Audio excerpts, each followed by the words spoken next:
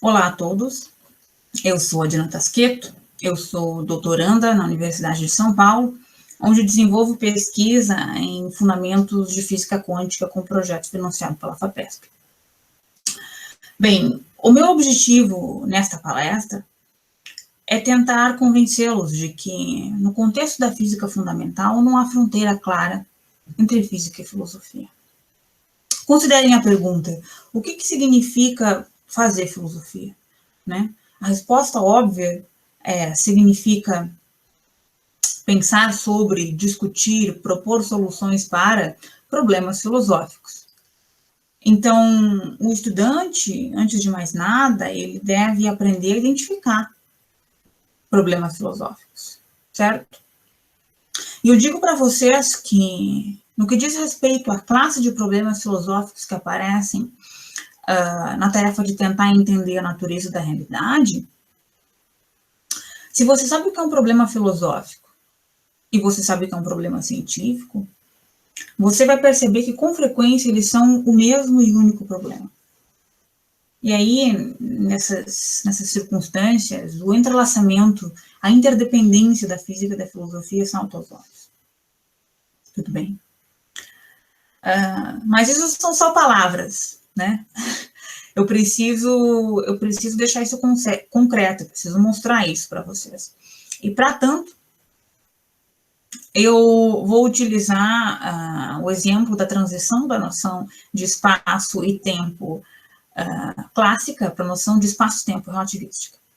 Tudo bem? Então, vamos lá. Eu começo chamando a atenção de vocês para alguns aspectos da chamada Revolução Copernicana. Na obra Diálogos sobre os dois principais sistemas do mundo, que foi publicada pela primeira vez, se não me falha a memória, em 1632, um camarada especial, chamado Galileu Galilei, ele propõe uma série de experimentos com o objetivo de mostrar o caráter inconclusivo dos argumentos dos chamados filósofos aristotélicos, que então se opunham à ideia de que a Terra se move, né? O mais famoso deles é o tal do experimento do navio, que diz o seguinte: as conclusões às quais chega uma pessoa que está no navio sobre aquilo que acontece no navio não depende do fato do navio estar parado em relação à costa ou em movimento relativo uniforme em relação à costa. Tudo bem? Um exemplo é o ponto de impacto de uma pedra que é solta, por exemplo, do mastro do navio. O ponto de impacto dessa pedra não depende do fato do navio estar parado em relação à costa ou em movimento retilíneo uniforme. Tudo bem? Nessa obra, o Galilei ele dá exemplos ainda mais pitorescos. Eu vou ler um trechinho aqui para vocês, aspas, para o Galilei. Notem a facilidade com que as borboletas e as moscas continuarão seus voos indiferentemente para todas as partes. E nunca acontecerá que se concentrem na parte endereçada para a popa, como se estivessem cansadas de acompanhar o curso veloz do navio, do qual seriam separadas por manterem-se no ar por longo tempo. E se queimando uma lágrima de incenso produzisseis um pouco de fumaça, veríeis que ela se eleva para o alto e como uma pequena nuvem aí se mantém, movendo-se indiferentemente, não mais para esta que para aquela parte. E a razão de toda essa correspondência de efeitos é ser o movimento do navio comum a todas as coisas contidas nele. Nunca sentistes em vós a participação daquele movimento, a não ser quando a embarcação, batendo na areia ou esbarrando em algum obstáculo, parou. Fecha aspas, assim continua, a gente não precisa citar mais adiante. Então, esse argumento, ele faz mais do que mostrar por que nós, estando na Terra, não percebemos que ela se move, né? Generalizado, ele define o que a gente chama, em física, de princípio da relatividade, que diz o seguinte: as leis da física são as mesmas para todos os referenciais que diferem uns dos outros, ou por um movimento relativo, ou por uma escolha de origem no espaço e no tempo. Tudo bem? Lembro vocês do que significa referencial ou sistema de referências, né? Simplesmente uma escolha de coordenadas ou eixos cartesianos, por exemplo, com origem arbitrariamente escolhida. Tudo bem? Agora vamos explorar um pouco esse princípio da relatividade. Olha só no que ele implica. Imagine que você está dentro desse navio descrito pelo Galileu, tudo bem? Que está em movimento retilíneo uniforme, digamos, na direção do eixo X para a direita, tudo bem? Em relação à praia. Imagine que tem um amigo seu lá na praia, tudo bem? Paradinho lá, no referencial da praia. Essa situação, ela é rigorosamente equivalente a você, ao navio, né, onde você estar parado, e a praia se movendo em movimento retilíneo uniforme na direção do eixo X para a esquerda. Essas situações são rigorosamente equivalentes. As leis da física são as mesmas. O que quer dizer que não há experimento que você possa fazer no seu referencial, ou que o seu amigo possa fazer no referencial dele, para determinar quem que está com a razão, por exemplo. Tudo bem? Você, do seu referencial, você pode dizer assim, eu estou parado, é meu amigo que está em movimento. E seu amigo lá da praia pode dizer rigorosamente a mesma coisa. Tudo bem? Agora, olha só, isso parece colocar em xeque a realidade do movimento, né? Porque parece, assim, que o movimento é algo que depende do referencial, que depende do observador. Então, será que o movimento não existe? Será que o movimento é um epifenômeno? Né? O Newton vai dizer o seguinte, o movimento existe sim. Agora, não esse movimento que a gente acabou de discutir, esse é um movimento, esse movimento relativo, né? O movimento que existe, o movimento verdadeiro, é o movimento absoluto. Mas o que é isso, o movimento absoluto, né?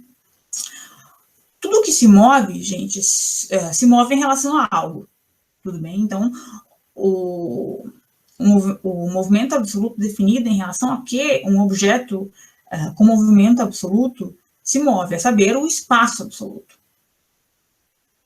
Agora, como que a gente sabe que existe essa coisa, né, o espaço absoluto?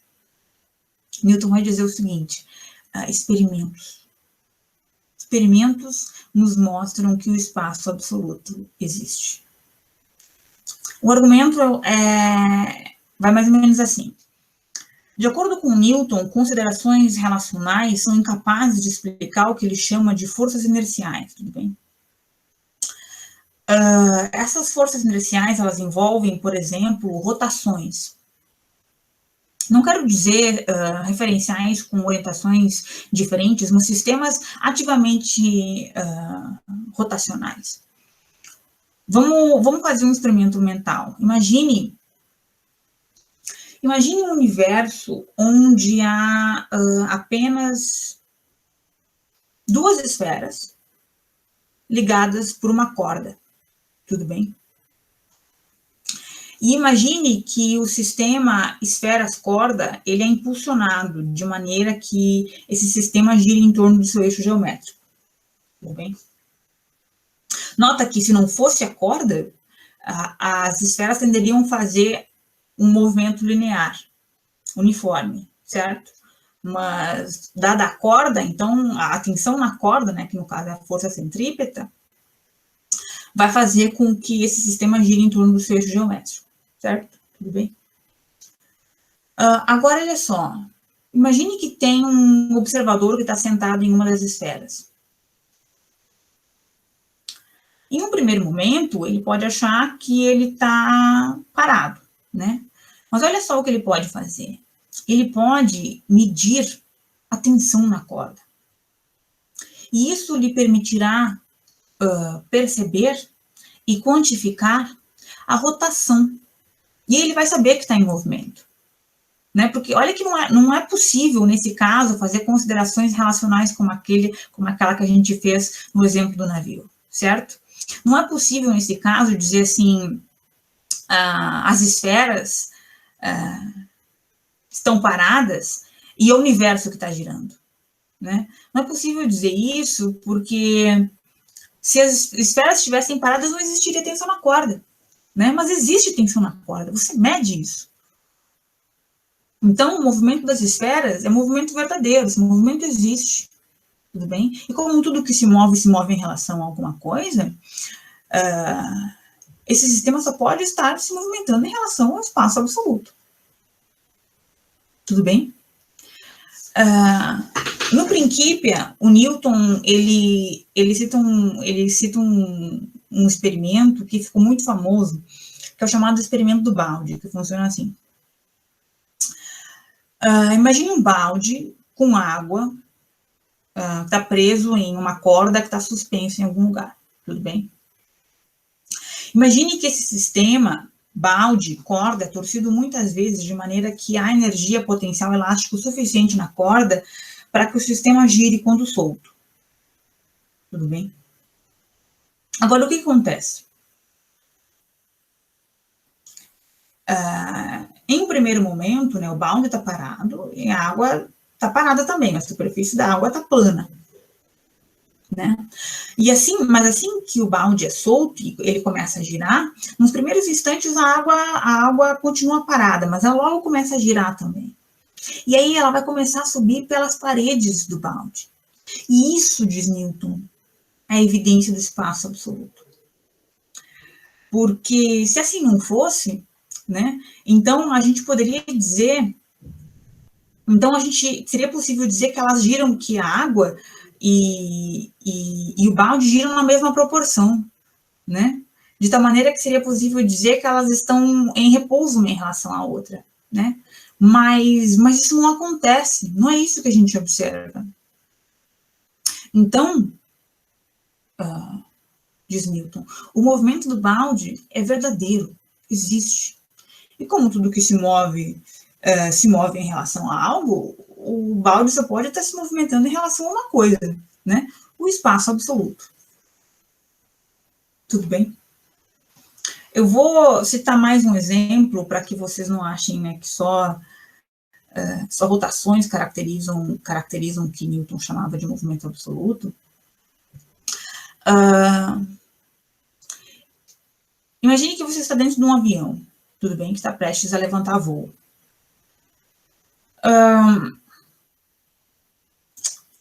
Aqueles de vocês que já andaram de avião sabem o que acontece, né? Quando o avião começa a levantar voo, você sente uma força que empurra você para trás, certo? Esta força, ela é um efeito inercial gerado por uma aceleração linear, tudo bem?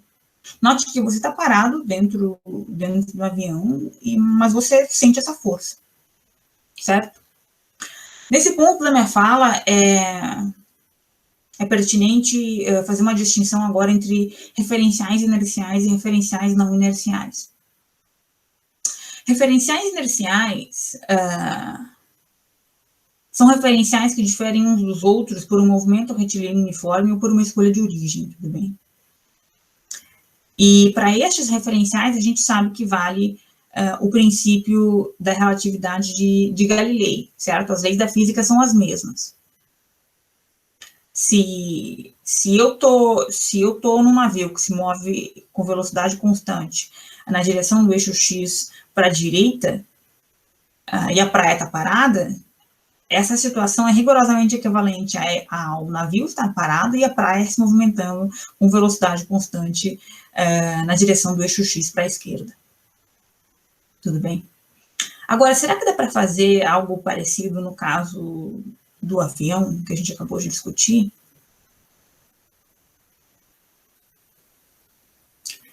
Não dá, né? Não dá para dizer que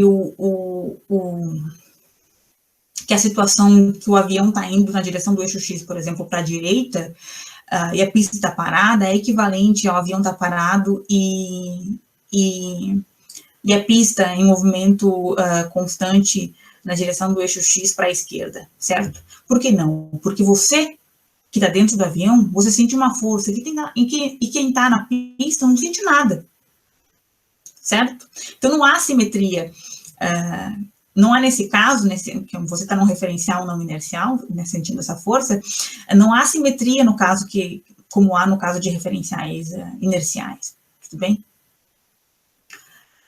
Nota que o que tá em jogo aqui, em última instância, é a realidade do movimento. A gente tende a achar que o movimento existe, né? Afinal, assim parece ser. Mas o que o princípio da relatividade mostra é que a realidade é mais complexa do que parece, né? E Newton só faz essa distinção entre referenciais não inerciais e referenciais inerciais. Note que, em termos de considerações relacionais, essa distinção ela não faz sentido, tudo bem? Newton só faz essa distinção porque a existência de forças inerciais o leva a concluir que em certos tipos de referenciais você sabe dizer se você está em movimento ou não, enquanto em outros referenciais não.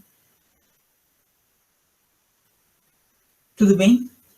E o corolário disso é o seguinte: a realidade do movimento implica na realidade de um espaço onde o movimento acontece.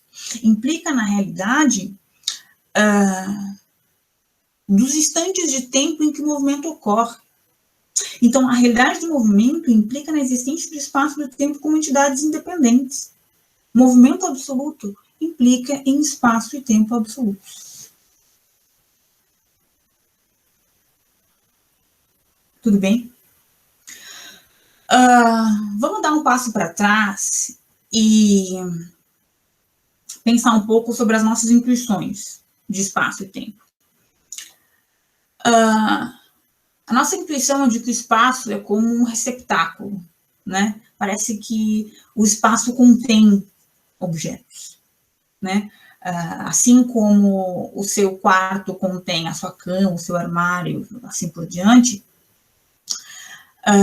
o espaço contém a sua cama, o seu quarto, a sua casa, a sua cidade e tudo que existe mais no universo, certo?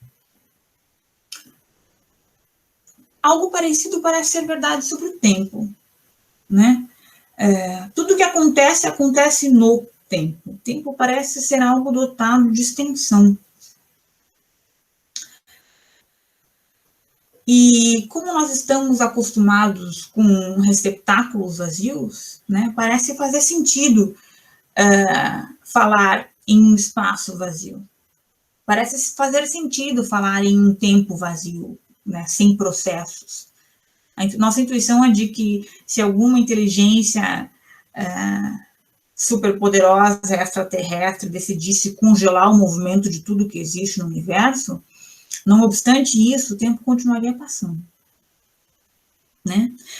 E não é por acaso que a nossa intuição é assim. A física que a gente aprende na escola é a física clássica. Tudo bem? Mas na época de Newton, essa não era a intuição das pessoas. A intuição das pessoas, aquela época de espaço e de tempo, era uma noção que a gente chama de relacional. Essa noção ela remonta a Aristóteles. Eu vou explicar brevemente no que isso consiste. Pensa na noção de família. Ela é definida a partir de relações, certo? Relação entre pai e filho, irmã e irmã, tio e sobrinho. Tudo bem? Note que, se ausentes as pessoas, ausentes essas relações entre elas. E, portanto, ausente a família. Agora, considere dois eventos quaisquer, X e Y, tudo bem? Existe uma relação temporal entre esses eventos, né? X acontece antes de, depois de, ou ao mesmo tempo em que Y, tudo bem? Você pode pensar em termos de intervalo, se você preferir. O intervalo de tempo entre os eventos X e Y é positivo, nulo ou negativo, por exemplo. Tempo, em termos relacionais, é entendido da seguinte maneira: olha, se ausente dos eventos, ausente essa relação entre eles, e, portanto, ausente o tempo. Tudo bem? Argumentos semelhantes definem para o espaço Argumentos semelhantes definem, né, em termos relacionais, no que consistiria o espaço. Agora, essas noções de espaço e tempo relacionais que eu acabei de descrever para vocês eram o status quo à época de Newton. Tudo bem? A intuição das pessoas era essa. Quando Newton propôs essa ideia de espaço e tempo como sendo entidades independentes, espaço e tempo absolutos, as pessoas, seus contemporâneos, viram isso como monstruosidades metafísicas. Tudo bem?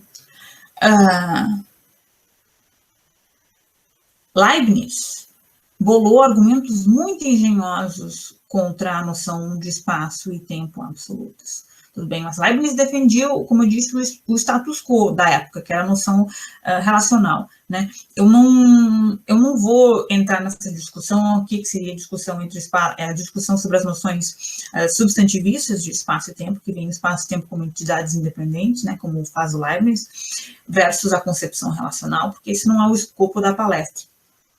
Mas eu chamo a atenção de vocês para o seguinte, nota que essa noção de metafísica de espaço e de tempo, ela não é consequência da física clássica, ela é condição para a física clássica.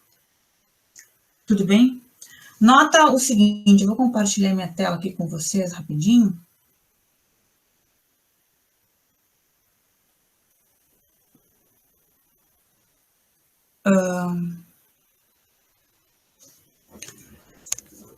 Considerem a seguinte situação. Esses aqui são eixos cartesianos, tá? X e Y. Aqui está um corpo de massa m qualquer, tudo bem? Se movimentando aqui para a direita com velocidade v. Estou certa que vocês desenharam algo muito semelhante quando vocês estavam na escola, né? Agora, nota que quando você representa a posição ou a velocidade do objeto dessa maneira, você está representando isso em relação a um espaço absoluto, certo? A um espaço que é o espaço newtoniano. Tudo bem? Não há, gente, não há maneiras de escapar da metafísica. Tudo bem? Não há maneira de escapar das implicações últimas de qualquer proposição ou sistema de proposições. Tudo bem? Vocês notam que a mesma física que vocês aprendem no ensino médio pressupõe uma metafísica. Tudo bem? Você não consegue entender aquele desenho que eu acabei de mostrar para vocês em termos relacionais. Certo? Agora, vocês já devem ter ouvido falar a famosa frase de Newton, né, que é considerado o primeiro grande positivista. Newton diz assim, eu não faço hipótese. Né?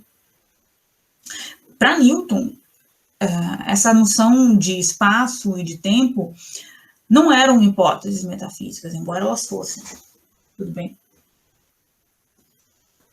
Newton estava convencido de que experimentos como esse do balde são evidência empírica incontestável da existência de movimento que pressupõe a existência, que exige a existência do espaço e do tempo absoluto, tudo bem? A autoridade de Aristóteles acabou sendo substituída pela autoridade de Newton, né? A física clássica, a física medieval foi substituída pela física newtoniana, e a metafísica aristotélica foi substituída pela metafísica da física newtoniana, e as intuições das pessoas também, né? Se a nossa intuição, como eu disse antes, a nossa intuição de espaço e de tempo é como se essas coisas fossem uma espécie de receptáculos, não é à toa, né? Já visto que a gente aprende física clássica no ensino médio. Mas a realidade, gente, é muito mais complexa do que Newton supôs. Tudo bem? O que eu vou fazer agora é o seguinte, eu vou relembrá-los de algo que estou certa, vocês aprenderam no ensino médio, que se chama Transformações de Galilei. Olha só, eu vou compartilhar aqui minha tela novamente. As transformações de Galilei, elas relacionam as coordenadas de referenciais inerciais. Tudo bem? Se você tem um referencial, por exemplo, eu vou chamar ele opa, esqueci aqui de apertar o botãozinho. Se você tem um referencial que eu vou chamar de S, por exemplo, cujas coordenadas são x, y, z e t, ele está parado, tá? E um referencial S', cujas coordenadas são x', y', z', t', e esse referencial S' se move com velocidade constante v, na direção do eixo x para a direita, por exemplo, em relação a S. Então, as transformações de Galilei são as seguintes. X' é igual a x menos vt, esse v aqui é a velocidade relativa entre os referenciais, tá? Y' igual a y, z' igual a z, t' igual a t. A gente entende isso aqui como sendo uma regra para traduzir coordenadas de eventos de um referencial inercial para outro. Tá legal? Agora, olha só.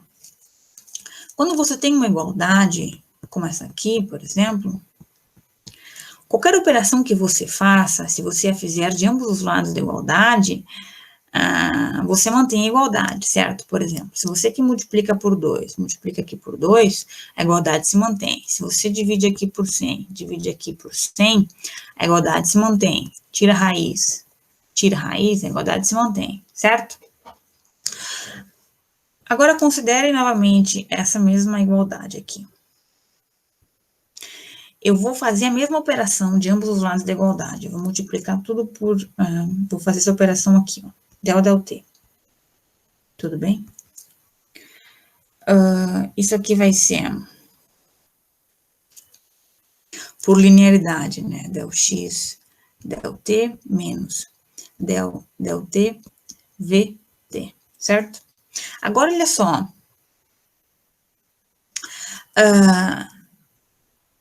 T é igual a T', certo? Então, eu posso reescrever esse cara da seguinte maneira. Del X', del T'. Eu posso colocar um linha aqui. Que vai ser igual, então, a del X, del T, menos V. Lembra que V é uma constante, então eu posso colocar isso aqui para fora da operação, certo? Del T, del T. Isso aqui igual a 1, certo? E eu concluo o seguinte, que a velocidade de um corpo no referencial S', lembra da definição de velocidade? É exatamente isso aqui, deslocamento por intervalo de tempo. Isso aqui vai ser a coordenada da velocidade do corpo no referencial S, menos a velocidade relativa entre os referenciais. Está aqui a transformada de velocidades. Tudo bem? Estou certa que vocês já devem ter visto isso na vida alguma vez, né, na escola.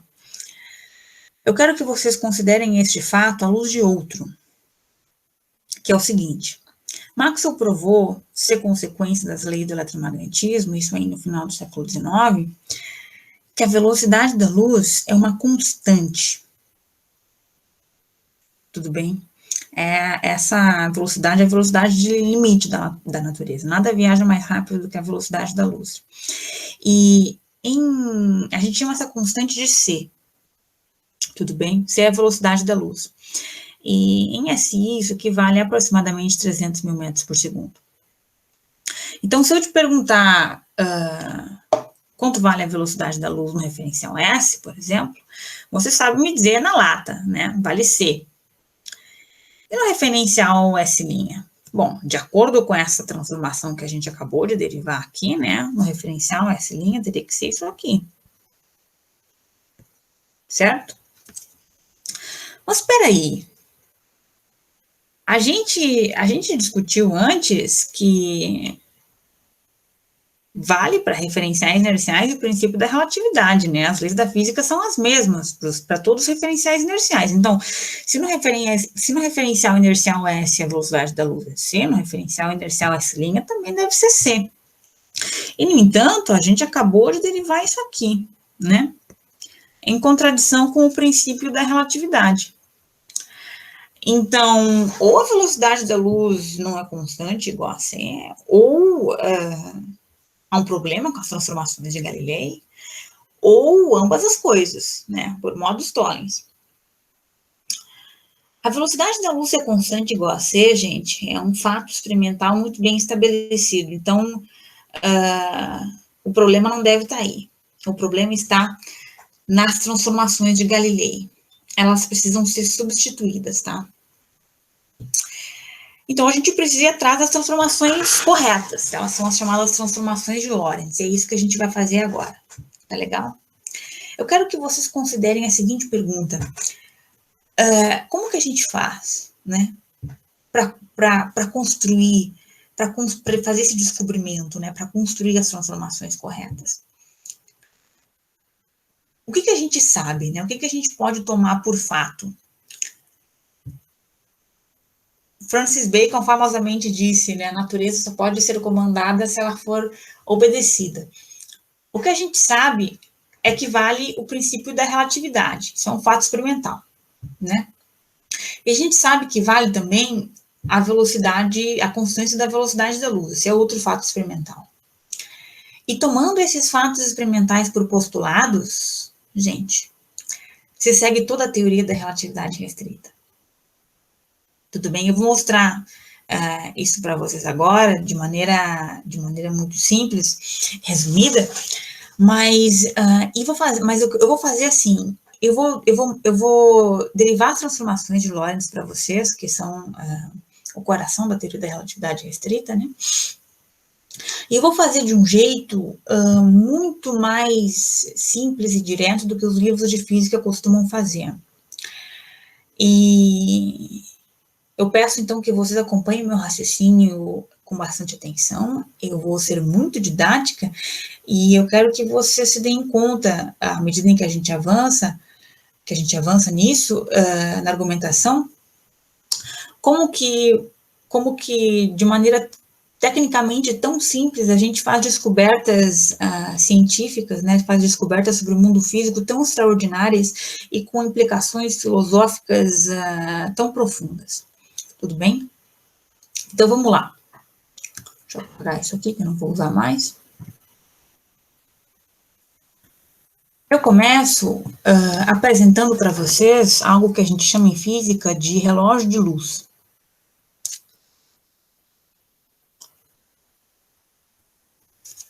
Consiste no seguinte, imaginem dois espelhos que eles estão aqui dispostos paralelamente ao eixo X, tudo bem?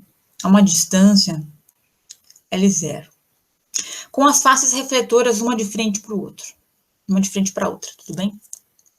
Aí a gente prende um raio luminoso aqui, ó, entre os espelhos e conta o tempo da seguinte maneira. Cada vez que o raio luminoso bate no espelho de baixo, a gente registra um tique. Tic-tac. Isso aqui é um relógio de luz. Tudo bem? Vamos colocar, isso aqui está num referencial que eu vou chamar de S, tudo bem? Um referencial que está paradinho, vou chamar de S. Qual que é o período desse relógio de luz? Essa é a pergunta.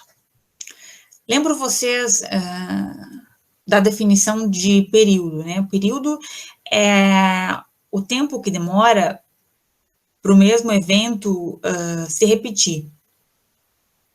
Tudo bem? Para esse relógio de luz aqui, o período vai ser o tempo entre dois tiques, né? E aqui tá fácil ver, né? Isso aqui vai ser simplesmente 2 vezes L0 sobre C, certo? Isso aqui vai ser o período desse relógio de luz. Agora, olha só. Vou desenhar aqui o referencial inercial S. Vou colocar um observador aqui, tudo bem? Vamos chamar esse cara aqui de Kant, vai. Vamos colocar esse relógio de luz aqui junto com o Kant, nesse referencial inercial. Agora, olha só, imagine que tem um referencial que eu vou chamar de S'. Não estou sabendo desenhar direitinho aqui. Vamos colocar um camarada aqui, vamos chamar ele de Hegel, vai. E esse referencial S' se move com velocidade constante v na direção do eixo x para a esquerda, em relação a Kant. Tudo bem? Agora, a gente sabe, né, a gente discutiu antes, que de acordo com o princípio da relatividade, essa situação é rigorosamente equivalente a Hegel, aqui no referencial S', estar parado, e o Kant no referencial, opa, esse aqui é o referencial S. E o Kant aqui no referencial S, vou desenhar aqui de novo o espelho, o relógio de luz, se movendo com velocidade constante v para a direita, em relação a Hegel, certo? Vou diminuir aqui o zoom para vocês verem. Melhora a situação. Essas situações aqui, de acordo com o princípio da relatividade, elas são rigorosamente equivalentes, certo? E o que a gente quer saber agora é o seguinte, como que o Hegel enxerga esse relógio de luz aqui? Tudo bem? Porque para ele, esse relógio de luz está se movimentando com velocidade constante v para a direita, certo? Então, vamos lá. Deixa eu aumentar de novo o zoom aqui.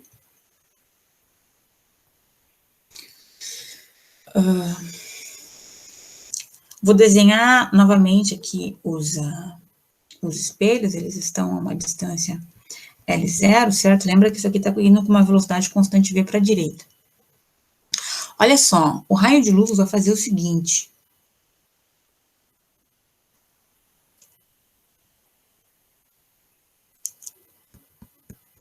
Tic, tac, tic, certo?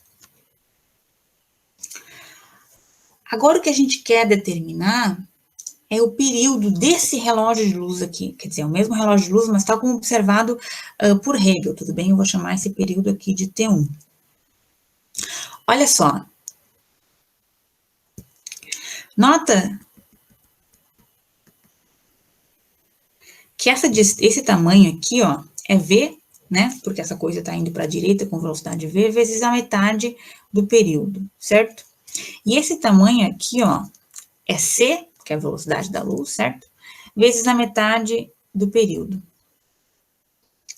Dividido por 2. Meu 2 aqui tá meio mal. Agora, olha só, nota que isso aqui é um triângulo retângulo, né, gente? E a gente sabe que para triângulos retângulos vale o teorema de Pitágoras, né? A soma dos quadrados dos catetos é igual ao quadrado da hipotenusa. Então tá, então vamos escrever isso. Tenho que CT1 sobre 2 ao quadrado é igual a L0 ao quadrado, certo? Esse tamanho aqui é L0, mais VT1 sobre 2 ao quadrado. Agora, olha só, a gente determinou antes que T0 vale isso aqui, certo? Então, olha só. Vou escrever aqui no cantinho, para não poluir muito. T0 é igual a 2L0 sobre C. Se eu multiplico ambos os lados da igualdade por C sobre 2, ó, esse C cancela com esse C, e eu tenho que L0 é igual a CT0 sobre 2. Eu vou usar essa informação aqui agora. Eu vou substituir L0 aqui embaixo por essa expressão aqui. Tudo bem? Então, vamos lá. CT1 sobre 2 ao quadrado. Agora, vou substituir aqui o L0 por CT0 sobre 2 ao quadrado, mais VT1 sobre 2 ao quadrado. Agora, eu vou multiplicar por 4 de ambos os lados da igualdade. Tudo bem? Então, esse 4 vai cancelar com esse 2 que está no denominador, né? Desses termos. E a gente tem o seguinte, que CT1 ao quadrado é igual a CT0 ao quadrado mais VT1 ao quadrado. Agora, eu vou subtrair VT1 de ambos os lados da igualdade. Eu vou ter CT1 ao quadrado menos VT1 ao quadrado igual a CT0, C ao quadrado, T0 ao quadrado, mais VT1 ao quadrado, menos VT1 ao quadrado. Isso aqui dá zero, né? Então, eu tenho essa igualdade aqui. Agora, eu vou fazer o seguinte, eu vou isolar o T1 ao quadrado, tá? Vou escrever assim, ó. Vou escrever essa coisa aqui do seguinte jeito, T1 ao quadrado, C ao quadrado, menos V ao quadrado. Tá legal? Isso aqui vai ter que ser igual a C ao quadrado, T0 ao quadrado. Agora, eu vou dividir ambos os lados da igualdade por C ao quadrado. C ao quadrado, C ao quadrado.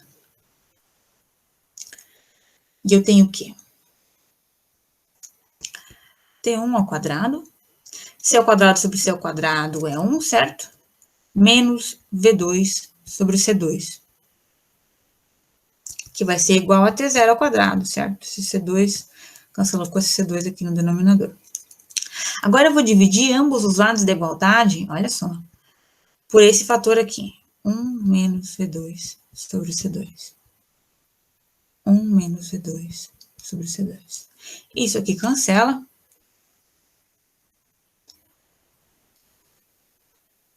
E eu tenho T1 ao quadrado é igual a T0 ao quadrado, 1 menos V2 sobre C2. Agora, eu tiro a raiz aqui, e eu concluo o seguinte, que T1, o período do relógio de luz, tal como observado por Hegel, é igual ao período do relógio de luz, tal como observado por Kant, né? Dividido por raiz de 1 menos V2 sobre C2. Eu vou definir o seguinte, ó, vou chamar de gama essa expressão aqui, tudo bem? E eu posso reescrever, então, esse resultado aqui da seguinte maneira, T1 igual a gama T0. Olha só, gente. V é sempre menor ou igual a C, certo? De tal modo que esse número aqui no denominador dessa expressão é sempre menor do que 1. De modo que gama vai ser sempre maior ou igual a 1. Tudo bem? Então, isso aqui está me dizendo o seguinte, o período do relógio de luz para Hegel é maior do que o período do relógio de luz para Kant. Ou seja, para Hegel, o tempo passa mais devagar. Tão mais devagar em relação ao passar do tempo para Kant, quanto maior for esse fator gama. E esse fator gama será tão maior quanto maior for a velocidade relativa entre os referenciais. Isso aqui caracteriza, gente, o que a gente chama em relatividade restrita de contração do espaço. Tudo bem? Agora, olha só, vamos adiante. Vou desenhar de novo o referencial inercial S. Está aqui o Kant. Está aqui o relógio de luz, que a gente acabou de estudar. Agora, imagina que não há apenas um relógio de luz nesse referencial aqui com Kant, mas dois. E o segundo é idêntico ao primeiro, mas girado 90 graus. Tudo bem? Ele está disposto paralelamente ao eixo Y. Bom, e a gente sabe que em relação a Hegel, que está em S', né, como na situação anterior, Hegel está se movimentando em relação a Kant, né? Hegel está indo para a esquerda na direção do eixo X. do ponto de vista de Kant. Mas do ponto de vista de Hegel, é o Kant que está indo para a direita, na direção do eixo X com velocidade constante v. E o que a gente quer saber agora é como que o Hegel vai enxergar esse relógio de luz aqui, esse segundo relógio de luz aqui. Tá legal? Então, vamos lá. Vou desenhar aqui bem grandão. Lembra que isso aqui está com velocidade constante v para a direita, certo? Deixa eu descer um pouco minha tela. Essa distância aqui, eu vou chamar ela de L, tá legal? Agora, vamos ver como é que a luz vai se comportar aqui, né? Imagine que o raio luminoso sai do espelho de trás e ele vai bater no espelho da frente em um tempo que vai ser c vezes t, certo? Mas olha só, isso aqui deve ser igual a L mais v vezes t, certo? Essa distância aqui, entre os espelhos, mais a velocidade do referencial vezes o t.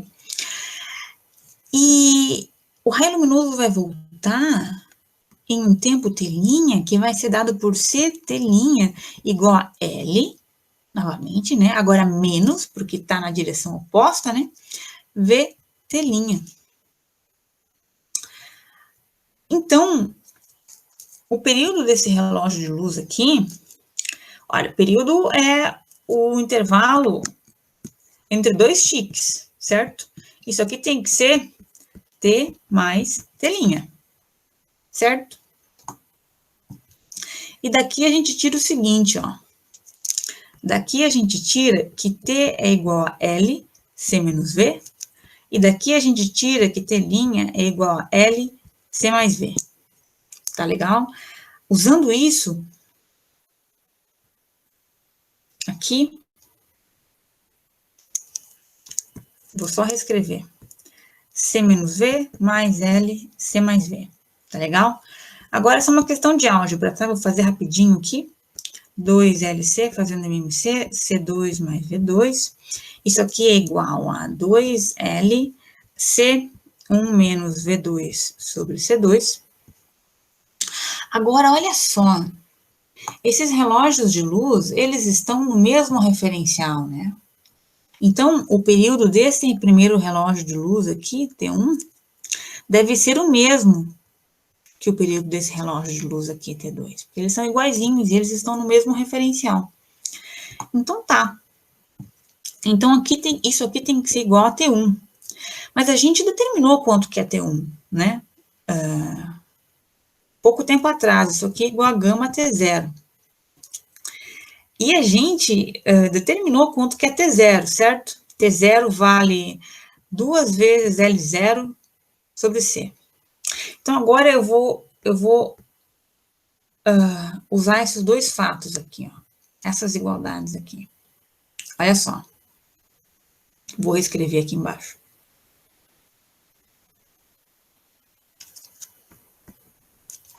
Dois L, C.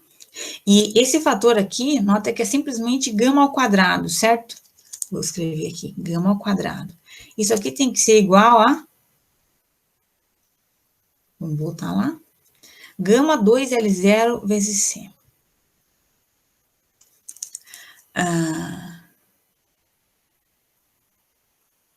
Sobre C. 2L0 sobre C vezes gama. Então, isso aqui vai embora, certo? Eu divido ambos os lados da igualdade por gama ao quadrado. E eu descubro o seguinte, que o comprimento do relógio de luz, tal como observado por Hegel, é menor do que o comprimento de luz do relógio de luz, tal como observado por Kant, por um fator gama. Lembra que gama é sempre maior ou igual a 1, certo?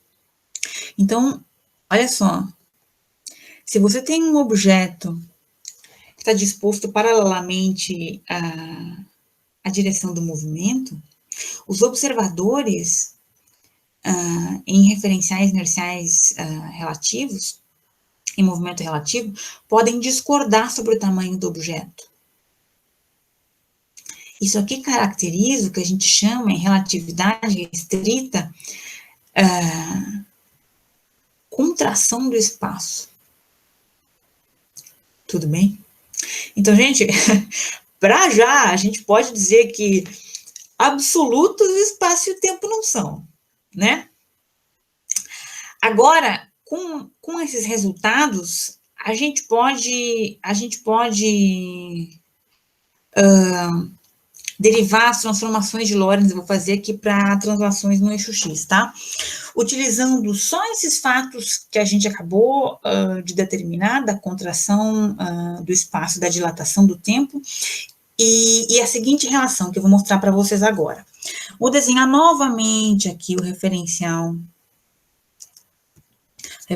S. Vou desenhar as três dimensões agora, x, y, z. Vou chamar a origem desse referencial aqui de O, tudo bem? Vou até trocar a cor da caneta aqui para referenciar, para desenhar outro referencial. Vou desenhar o referencial S' agora, tudo bem?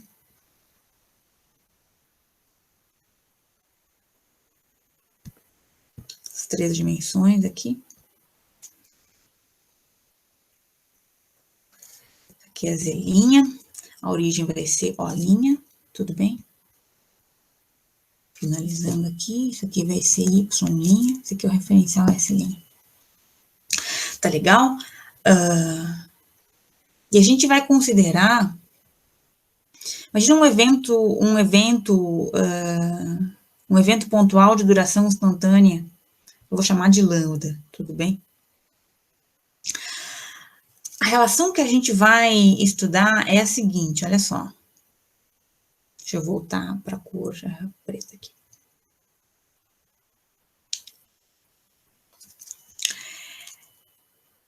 Esse vetor aqui, ó, a distância entre esses dois pontos, a origem do referencial S e o ponto no espaço onde acontece esse evento que eu estou chamando de lambda aqui, isso aqui tem que ser igual a distância entre as origens dos referenciais, certo?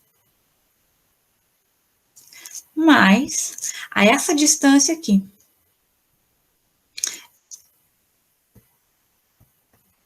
Tudo bem? Vou pegar outra cor aqui para mostrar para vocês, para que fique bem claro o que eu estou fazendo. Eu estou dizendo o seguinte, que essa distância aqui, tudo bem? Ela tem que ser igual, vou mudar de cor de novo, vai ficar aqui uma coisa bem colorida.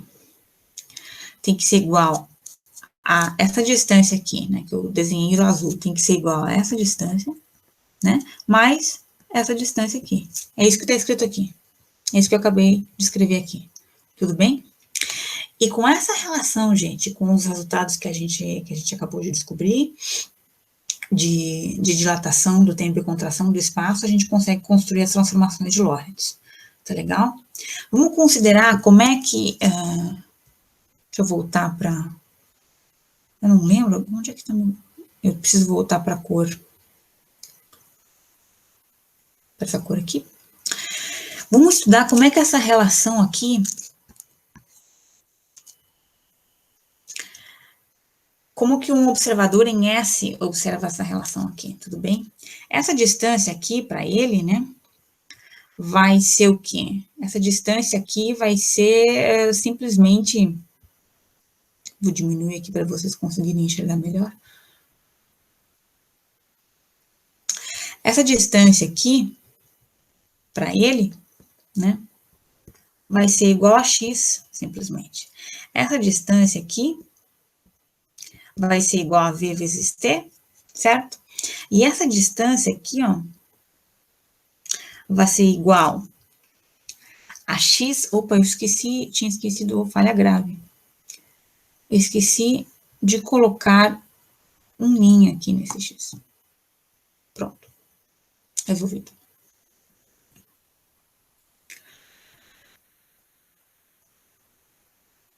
E essa distância aqui, ele vai enxergar como x' dividido por um fator gama. Lembra que a gente acabou de demonstrar isso, né? Que para um referencial que está em movimento, o referencial que está parado enxerga o comprimento diminuído por um fator gama, certo?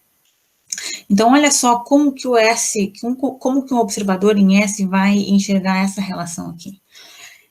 Fica assim, X igual a VT mais X' sobre gama. Agora, eu subtraio o VT de ambos os lados da igualdade, né? Eu fico com X menos VT igual a X' sobre gama. Multiplicando por gama em ambos os lados da igualdade, eu tenho a transformada de Lorentz para translações no eixo X. Tá aqui. Tudo bem? Onde o referencial linha se move com velocidade v constante para a direita em relação a S. As outras coordenadas espaciais, elas ficam iguais, tá legal? Z igual a Z'. A transformada é só na direção paralela ao movimento, tá? Agora, e para o referencial, para um cara que está no referencial S', como é que ele vai enxergar essa relação? Né? Vamos responder essa pergunta agora. Vou escrever aqui em cima para vocês poderem enxergar esse desenho aqui também. Um cara em S' vai enxergar essa distância aqui diminuída por um fator gama, certo? Porque para ele é o S que está em movimento. Essa distância aqui vai ser V vezes T', certo? E essa distância aqui, para ele, para uma pessoa que está no referencial S', vai ser igual a X', simplesmente. Então, essa relação, perdi meu mouse de novo, gente. Tá aqui.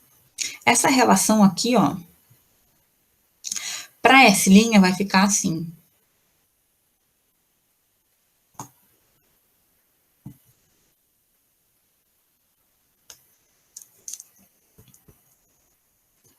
Opa. X sobre gama é igual a VT' mais X'.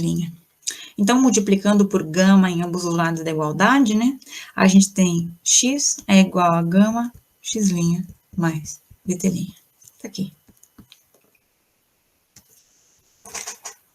A recíproca da transformada anterior. Tudo bem? E claro, né? A transformada, como eu disse antes, a transformada para translações, ela só acontece na direção paralela ao movimento. Então, y igual a y', z igual a z'. E agora, a cereja do bolo. A coordenada temporal, como é que fica? Vamos atrás disso agora, tá legal? Eu vou utilizar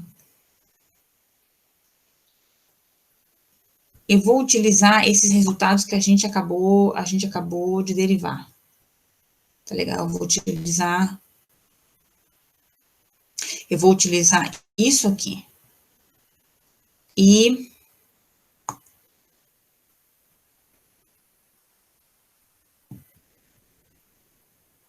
voltando, isso aqui.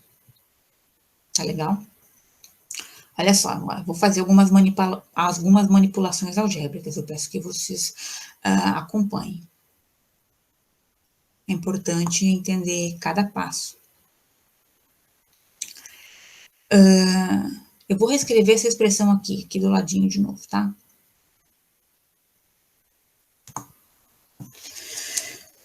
X é igual a gama X' mais VT', certo? Isso que está escrito lá. Agora eu vou dividir por gama de ambos os lados da igualdade. Tá legal?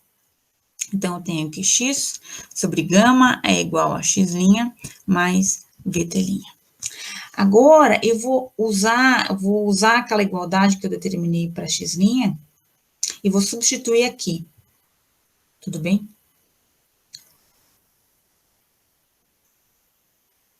Vou mostrar para vocês. Vou usar isso aqui, ó. Vou substituir x' naquela expressão por isso aqui. Então, vamos lá.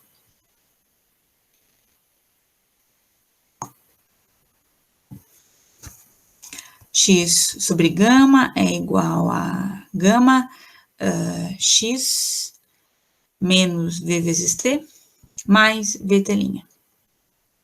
Agora eu vou dividir por gama novamente de ambos os lados da igualdade. Tudo bem? Então, eu fico com x sobre gama ao quadrado é igual a x menos vt mais vt' sobre gama, certo? Agora, opa, não ficou bem desenhadinho. Agora, eu vou subtrair x de ambos os lados da igualdade e somar vt de ambos os lados da igualdade. Tudo bem? Então, eu fico com x sobre gama ao quadrado menos x mais vt igual a vt' sobre gama. Agora, eu vou reescrever esse gama explicitamente aqui, tá? Eu fico com x, 1 menos v2 sobre c2, menos x mais vt igual a vt', t' não ao quadrado, a Diana, linha sobre gama. Agora, me acompanhem, tá, gente? Não me abandonem. Vamos lá, a gente tá chegando. Agora eu vou fazer a distributiva aqui, tá? Então, eu vou ficar com x menos xv ao quadrado sobre c ao quadrado, menos x mais vt, igual a vt' sobre gama. Agora, nota que o x cancela, né? Esse x aqui cancela com esse x, de maneira que eu tenho v vezes t menos xv2 sobre c2 igual a vt' sobre gama. Agora, eu vou fazer o seguinte, ó. Eu vou dividir por v. Opa! Eu vou dividir por v de ambos os lados da igualdade. Tá legal? Então, eu fico com o seguinte, eu fico com t menos xv sobre c ao quadrado igual a t' sobre gama. Multiplicando por gama de ambos os lados da igualdade, a descoberta. A transformada de Lorentz temporal é a seguinte, t' igual a gama t menos x vezes v sobre c ao quadrado. Tá aqui. Nota que a transformada temporal, ela depende da coordenada espacial e do movimento relativo entre os referenciais. E o corolário disso é o seguinte, olha só. Vou descer um pouquinho a tela novamente. Se você perguntar para um observador galileano, né, o que significa dois eventos serem simultâneos,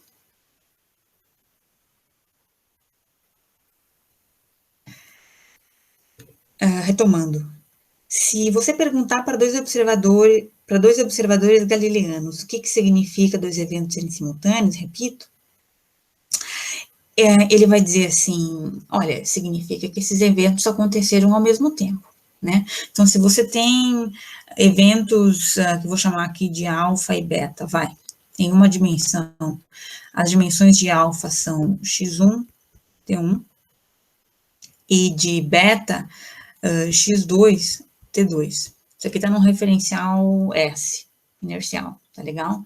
Então, alfa e beta são simultâneos, C e somente C, T1 igual a T2, certo? E a gente, isso no referencial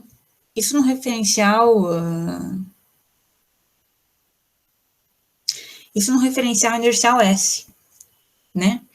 Agora, no referencial inercial S', a gente viu antes como é que eram as transformações de Galilei, né? X' igual a x menos vt, se S' se move com velocidade constante v para a direita, y' igual a y, z' igual a z, e t' igual a t.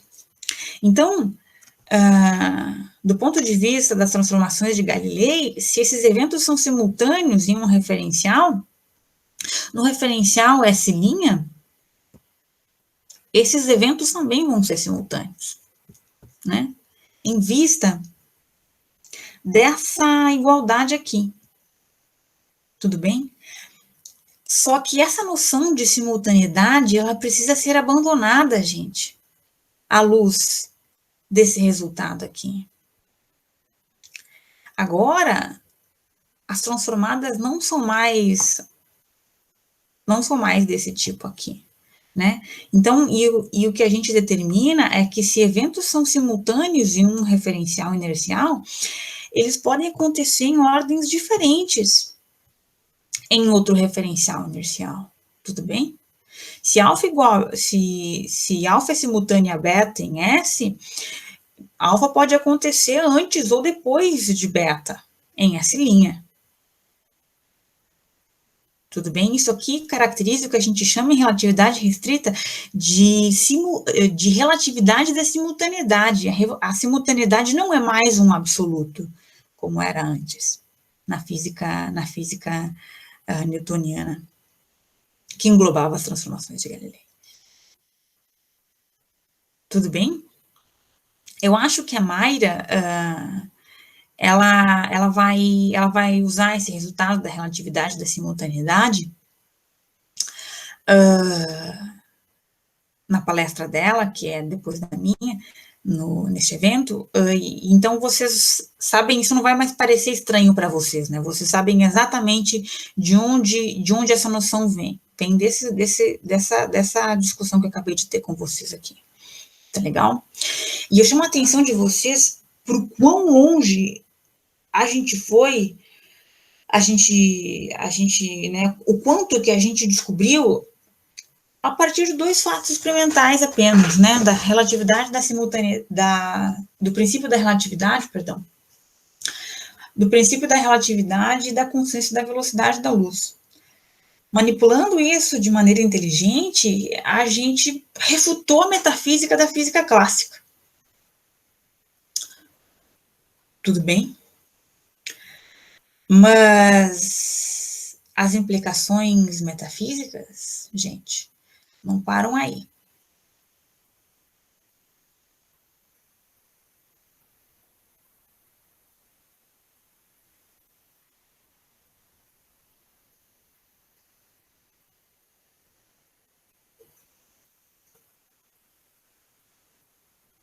Vou apresentar para vocês uma tese metafísica muito, muito profunda que se segue desses resultados que eu apresentei para vocês, da teoria da relatividade restrita.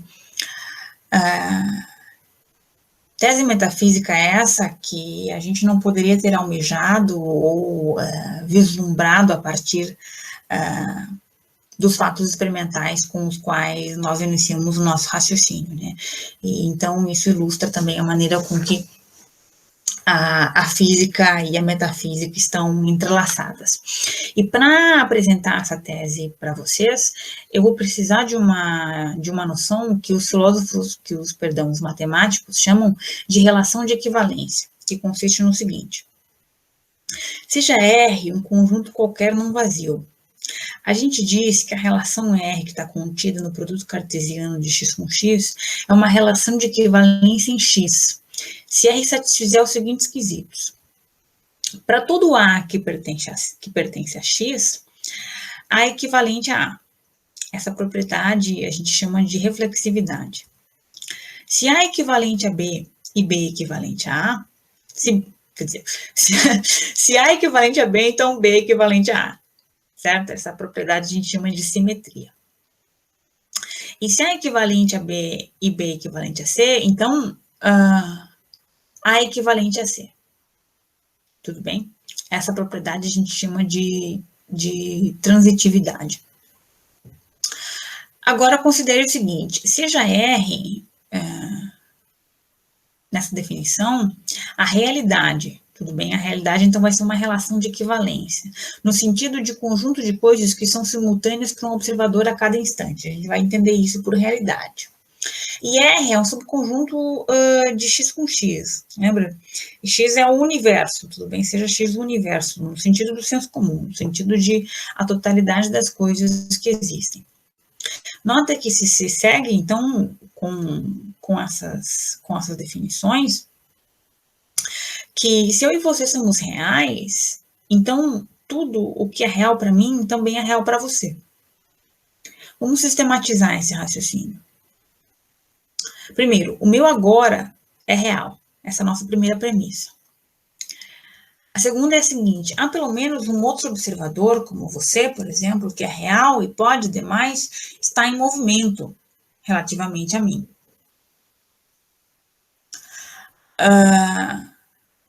E daí se segue o seguinte: se todas as coisas que estão em relação R com o meu agora são reais, e se o teu agora é real, então todas as coisas que estão em relação R com o teu agora estão em relação R com o meu agora.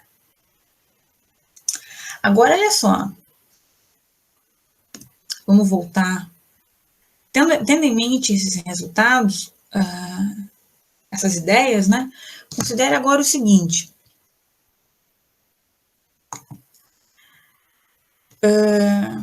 Cadê minha caneta? Aqui. Imagine, vou desenhar aqui a Terra. Imagine que você se prendeu num foguete e você viajou para uma estrela que está a uma distância de que é aproximadamente 200 mil anos-luz, tudo bem? 99999 anos-luz. E você fazer essa viagem a uma velocidade V que é muito próxima da velocidade da luz. Tudo bem?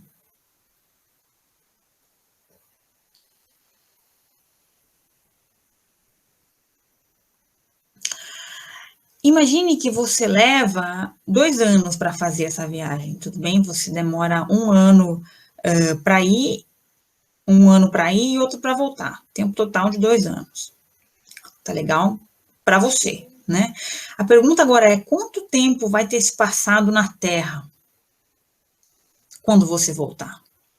A gente deduziu antes qual expressão, qual fórmula utilizar para determinar essa informação, né? A gente determinou que T, que é o intervalo de tempo no referencial que está parado, né? Vai ser igual a gama T0.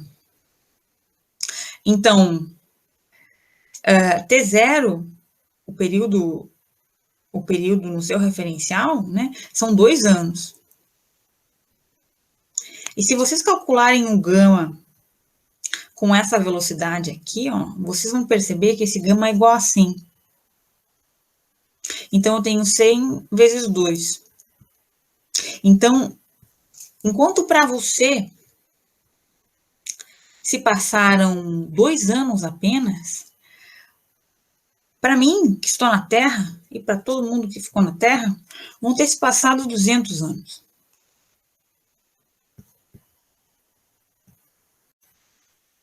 Agora, olha só, a gente discutiu, a partir dessa noção de relação de equivalência, sendo a realidade uma relação de equivalência, que tudo o que é real para você é real para mim também. Então, com esse resultado que a gente acabou de obter, né, nessa viagem se passam 2 anos apenas para você, enquanto que no referencial da Terra se passaram 200 anos. Então, como é que posso dizer isso? o agora, o seu agora, sendo você real para mim, e o seu agora deve ser real para mim também, mas o seu agora está no meu futuro, percebe? Então, a conclusão que a gente chega disso é a seguinte: o futuro já existe.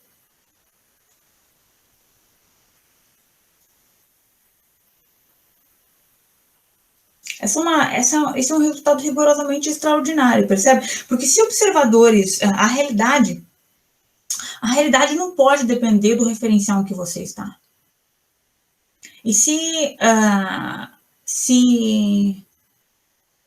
observadores em referenciais inerciais diferentes discordam sobre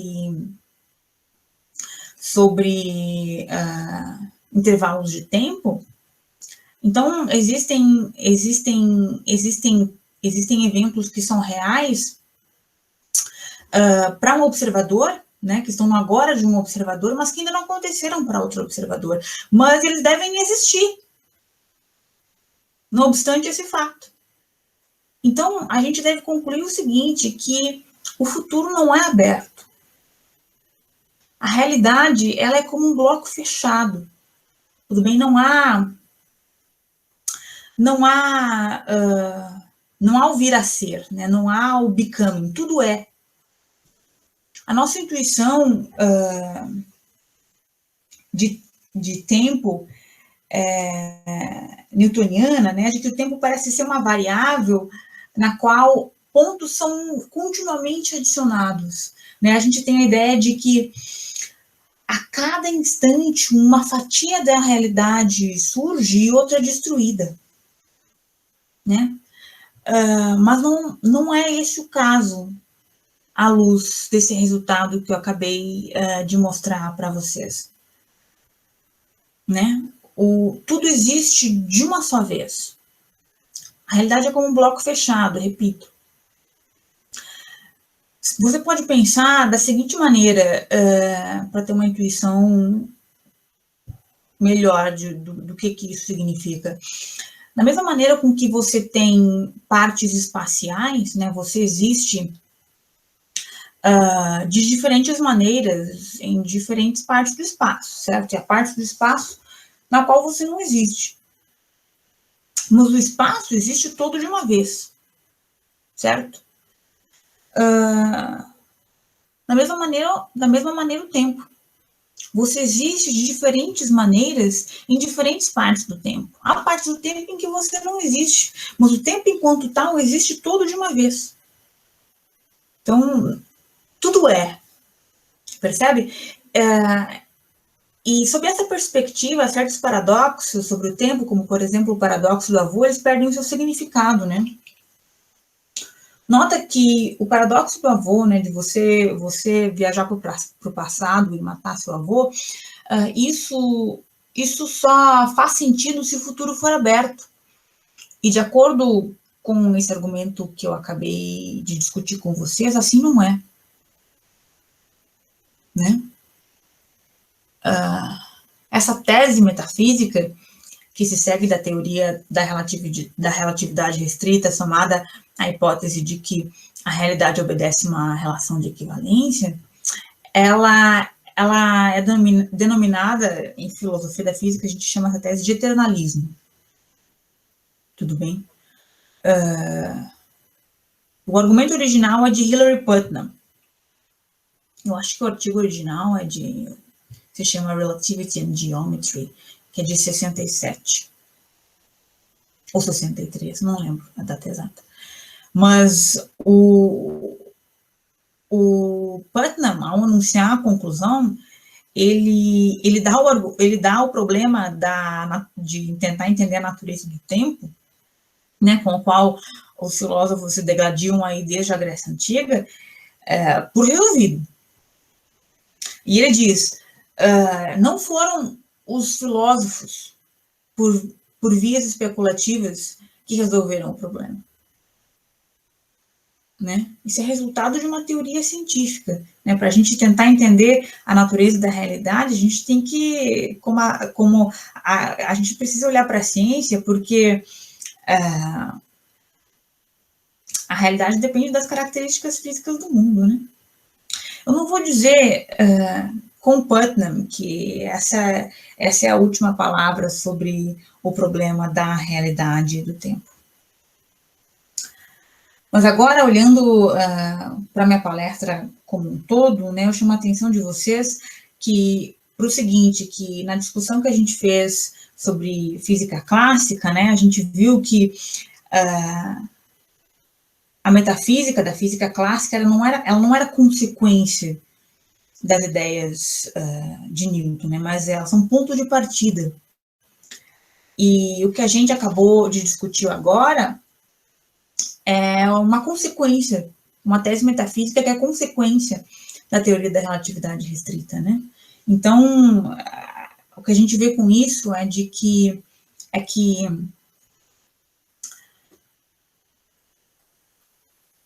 a metafísica, a física, perdão, reformulando, a física, ela produz metafísica e ela se alimenta da metafísica também. Tudo bem? Então, o caminho do cientista que quer entender a natureza da realidade, o caminho do filósofo que quer entender a natureza da realidade é o mesmo.